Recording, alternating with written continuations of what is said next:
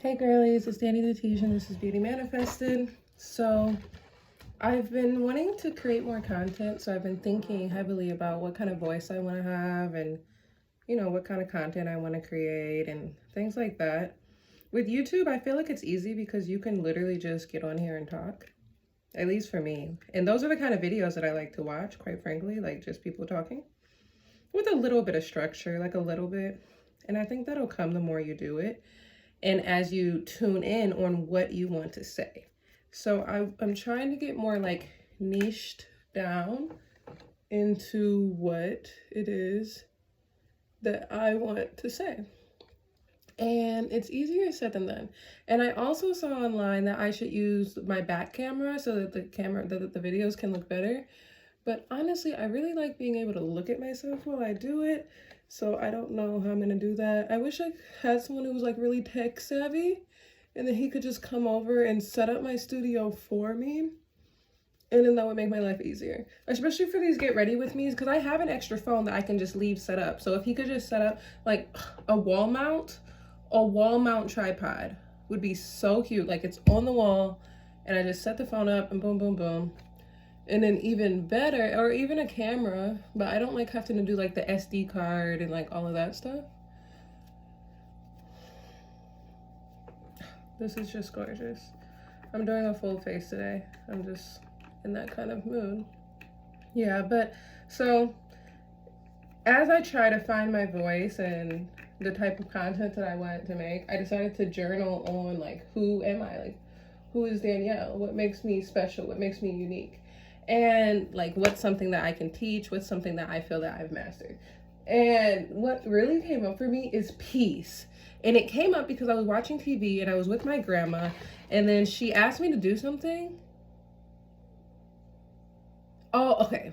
A little backstory. So my parents are out of town, so it's just me and my grandma, and I'm in charge. I'm grandma sitting, okay? And she asked me to do something with the dog, taking the dog to the vet.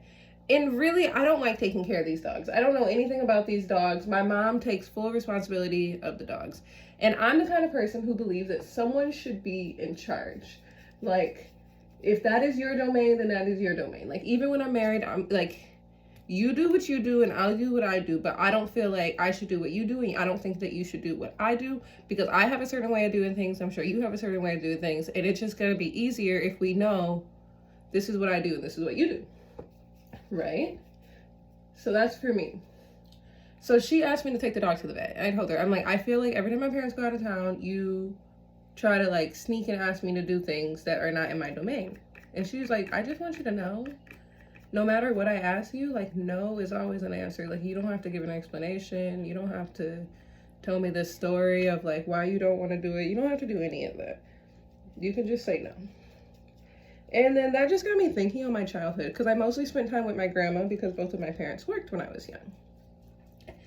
And wow, she literally never, like, my grandmother respects free will like nobody's business. Like, she respects free will. Like, she's not gonna make you do anything.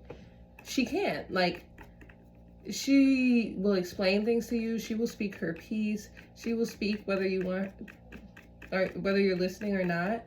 But like, she's not gonna make you do anything. And I just love that. And then also, so I was watching TV, and then she was watching it, but she didn't really like what I was watching. So she just pulled out her iPad and she started doing iPad stuff while I was watching TV. And she didn't disrupt me at all. And when I nap, I could take a 3-hour nap and she's not gonna come bother me at all. Unless I've asked her like, hey, can you wake me up an hour? Something like that. And I feel like that has largely contributed to who I am as a person, which is with like a peaceful, to myself, minding my business kind of girl. And then also, I didn't really realize, but like, everyone didn't grow up that way. Like, I used to think that's just like, duh, that's just the way it is. And people would always tell me like, wow, like, you're just so, not calm, because I get excited about things, but like things don't get under my skin. Like, when I used to work at Starbucks, and then people would come in there angry and mad, and they would try to like, get me angry and mad. Like, I just never lose my cool. I'm just like a very calm person. And I learned recently that not everyone grew up like that. Like, some people's parents are kind of psychotic and they're always barging over their boundaries and they're always talking when they don't want to talk, and you're not allowed to tell your parents things like, I don't feel like talking right now, because that would be considered disrespectful. And just like, maybe their mom was always bringing home people who they didn't want to deal with, and like they just did not grow up in a peaceful environment. And I just feel like that's literally priceless. Literally. Like, if I were, as a parent, when I am a parent, I'm not yet, that's the number one thing to take into consideration. Like, can my children have peace in this space? Peace is absolutely priceless. And even though I have had some psychotic relationships, I definitely have, they've always been peaceful. Because of my grandma, like, that's just my dominant state. So anything outside of that feels very, very unfamiliar to me. Like, that's uncharted territory. Like, I don't resonate.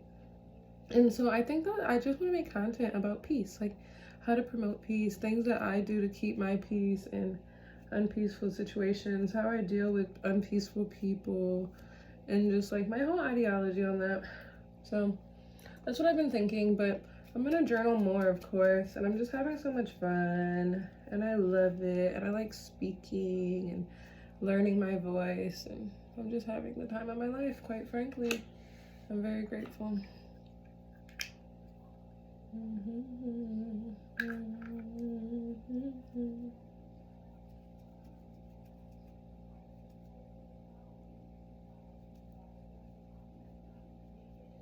I think I have a heart-shaped face, so I need to look at videos on how to contour on a heart-shaped face, because I think it varies.